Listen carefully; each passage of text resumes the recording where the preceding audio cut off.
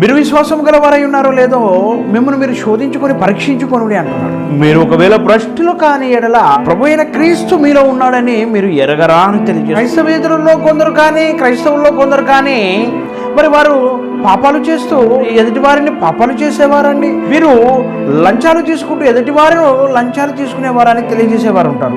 వీరు వ్యభిచారము పాపములు చేస్తూ ఎదుటి వారిని పాపాలు చేసేవారుగా పరిగణిస్తూ ఉంటారు. వారి కంటిలో ఉన్న దూలాన్ని ఎంచక ఎదుటి వారి కంటిలో ఉన్న నలసులు తీయటకు ప్రయత్నిస్తూ ఉంటారు. నీవు విశ్వాసము కలిగి దేవుని యందు జీవిస్తున్నావా లేదా? నీవు పరిశుద్ధమైన జీవితం జీవిస్తున్నావా లేదా?